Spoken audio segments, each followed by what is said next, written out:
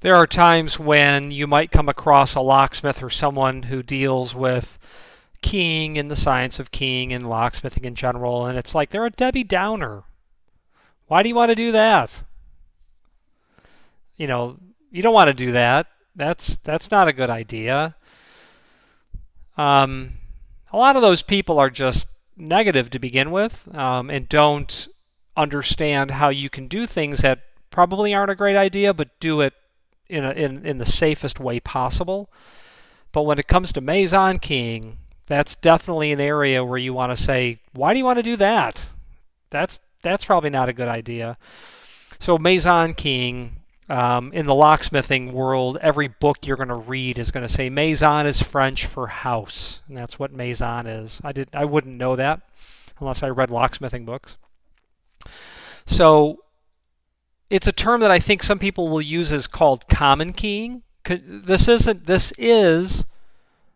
the way that I've always used it as controlled cross keying. Your different biddings, the science of controlled cross keying is such that the different keys, biddings that you're going to cross key into a cylinder can only be one cut away from, the other keys that are running through that cylinder. Otherwise, you have the risk for incidentals. And the way I've always used it is there was always 4 or less keys running through a cylinder when I'm cross keying or Maison keying, or the term that I've always used was common keying. I'm going to key it common. I think I got that from a customer that I did this for hundreds of times. Yeah, I want it keyed common. What do you mean? Well, it's a common door. Everyone's going to go through that door. I want it keyed common. So I'd call it common keying. And it is a convenient idea, but it is definitely one that the cost of ownership really goes parabolic after a while. It's really convenient day one, but then it falls apart pretty quickly. And I've had this gentleman owned and built a couple of dozen 3-flats in Chicago in the 90s and 2000s. A couple of dozen for sure. Had it down to a science. They all looked the same block, the same brick, the same doors, the same roof, the same everything. Everything was the same. The locks were all the same. F51. We were always doing Plymouth, just F51 Plymouth B160s every single time. So Maison keying and how I got started in it. It was, and luckily I never made any mistakes. It was always, and I was doing it correct years before I knew how to do it properly. There's a master, and this master, this is a real person, okay, that I've done actual work for. He's got a master key and it works all the buildings. Okay, I get that. Not uncommon for a landlord to want that. He has apartment 1, apartment 2, and apartment 3, and occasionally there'd be a fourth apartment, a garden apartment. And 1, 2, and 3 were always 1, 2, and 3, and the garden would be 4. And what he wanted was in the gate from the sidewalk, in the front door with the F80 and the deadbolt. No deadbolt there. Electric strike. The garage door, the rear door to the building, those were always common keyed. So there would be 4 doors, four openings that would be common keyed. I would have the master cut. I can't believe I forgot his master. I've keyed it hundreds of times. Doesn't matter. And then apartment 1, 2, 3, and occasionally apartment 4. So I would make those 4 doors pass all 4 of those keys, or 5, the master and the 3 change keys. Common keying. So the person from unit 1 has 1 key and they go in the gate from the sidewalk, open that up, close the gate, go to the main door of the apartment building, open that up, walk up the stairs walk up a short flight of stairs or to the second floor or to the third floor, or down a short flight of stairs occasionally to the garden. And that one key gets them in everything. Maison key. That's what that is. Same for apartment 2, apartment 3, and then sometimes apartment 4. That's how it works. That's great for the first year. And then what happens is he has to evict or someone moves out. And the client calls up and says, yeah, I got to make sure that key no longer works in that apartment. Okay, well, that's pretty easy. We're just going to rekey the apartment. That's easy. You've got a master. We're going to pick another bidding out of, it was basically limited position progression is what the system was. So I've got lots of expansion specification available to me. Yeah, but you know what? I want to make sure it no longer works the common doors either. There's the crux. In order for me to do that, I have to rekey. So if I'm going to rekey an apartment with a lock and a deadbolt on a front door and a lock and a deadbolt on the back door, every single time it's rekeying not 2 doors for 4 locks. It's keying 6 doors and 11 locks every time someone moves out. Every single time. There's no way to prevent that key from working without removing or changing. But we have to either remove that master and you've got to switch that master pin to a different size master pin so that the old key doesn't work and yet a new key does work. And the client loved his system the way he wanted it, but I could tell he was cringing at the cost long term.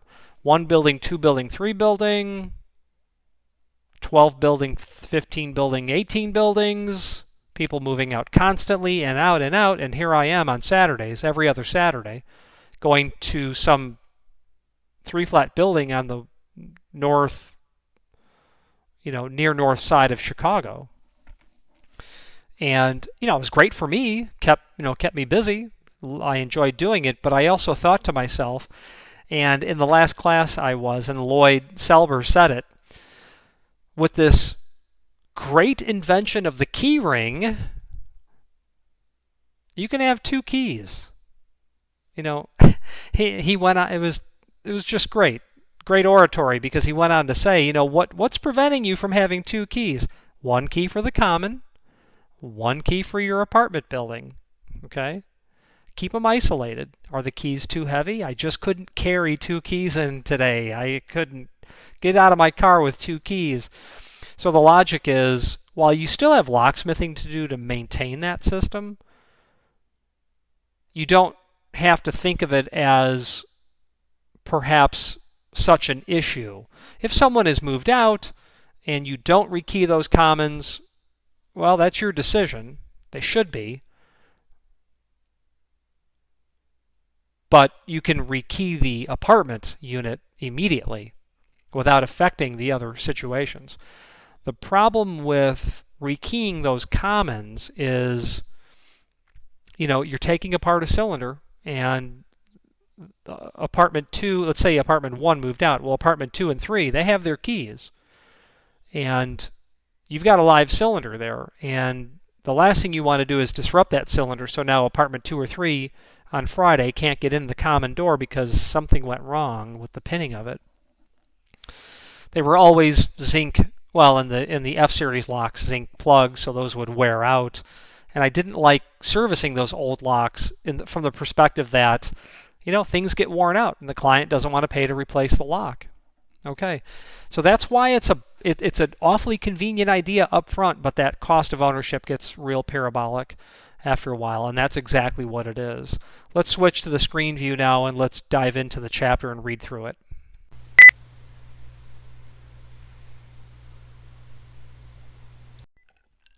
Okay, here is Maison keying. Maison, the French word meaning house. Maison keying is when you have a common front door in a 3-flat. The developer wants each of the 3 tenants to have only 1 key that gets them through the common doors, but into their respective unit entry doors as well. Can you do this? Sure you can. Our TMK and change keys are as follows.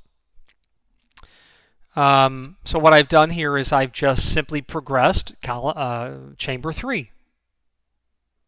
Okay, that's all I needed to do. In the above, I'm using LPP.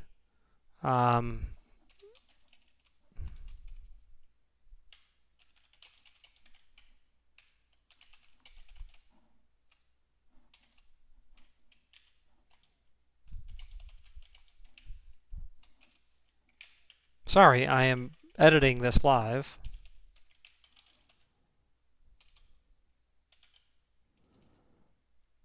Sorry. So in the above, I'm using LPP, could be graduated to RC if need be, and progressing only the third chamber. And here is a pinning chart for this. Okay, this is what your commons would look like.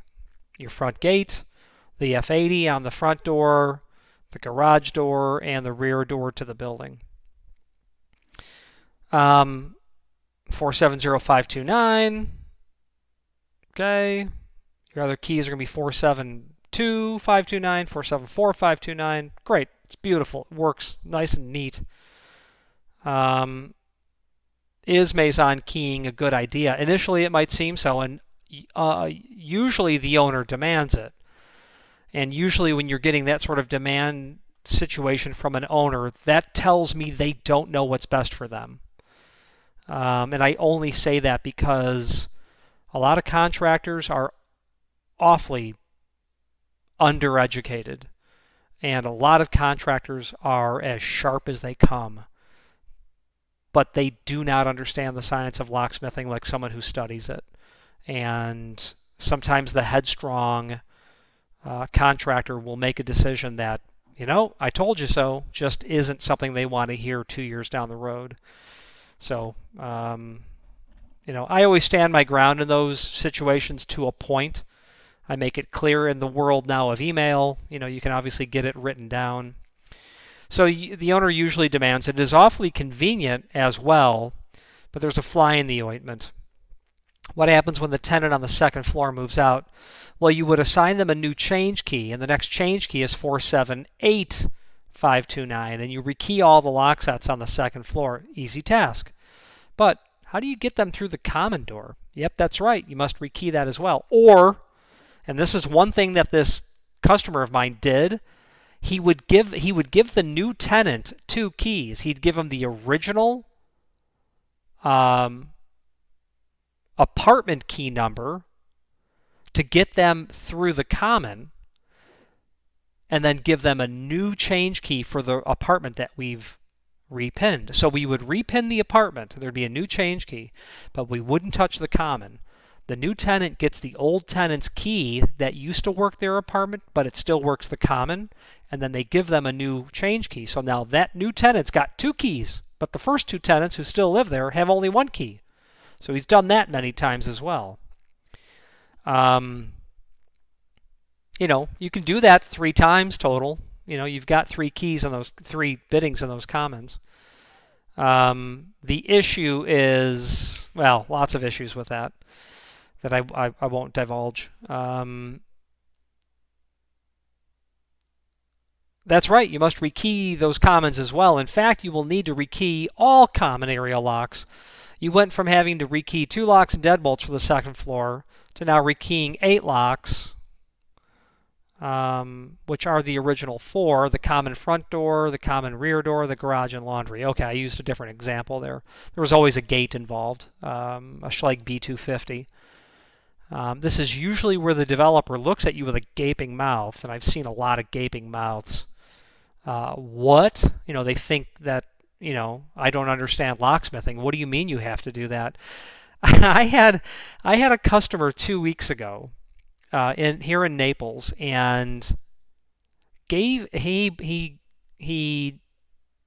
ordered 2 locks, a grade 2 import cylindrical, but then because he had replaced it after a year, I said, maybe you should consider a heavier duty lock. Let me order you a heavy duty lock. So I ordered him an ND53.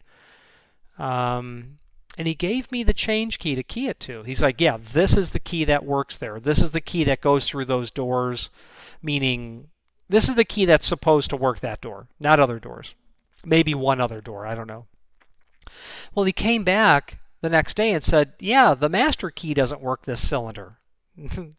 No, it doesn't work that cylinder. I didn't pin it to the master only. So there's a lot of honest ignorance in the world when it comes to locksmithing. Just because that master works the prior lock, the new lock doesn't inherit the properties of the master key because you're keying it to the lower level key. And I was able to gauge the keys, and I could see that there was either a limited position progression or a rotating constant because there were only, I think there were 2 chambers that were rotated, or there were only 2 chambers that had cut, not the master. So it was either limited position or rotating constant.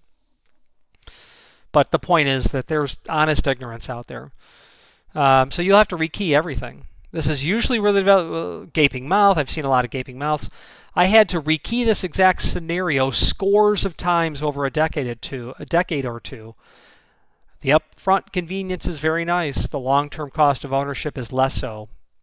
As Lloyd said, through the amazing, these were his exact words, through the amazing invention of the key ring, you can simply have one key for the common and one key for the unit. Yes, it's true the original tenant can still access those common areas, but that is a security concern for you and your client, and we'll have to decide whether or not to repin the common area doors and assign all new keys. You can't force your client to do something. You can make them aware of the risks, put it in writing, and maybe refuse to do it a certain way. As an aside, this is the exact reason why condominium associations charge $125 for a cut key or a lost key or a failure to return a key. Those blanks are usually restricted as well. And it's because every time someone moves out, things have to happen behind the scenes that the laymen don't realize. There's an actual cost to this. It takes time. It takes someone's knowledge to do this. So they have to pay to have the locksmith come back out if necessary. And that's all there is to it. The next is going to be cross-keying. Basically what we're talking about now. We're going to talk briefly about the 2 versions of cross-keying, controlled and uncontrolled. It's heady stuff, but not, you're not going to bump into it as much, but being aware of it. But before we get to that, let's just wrap this up on video.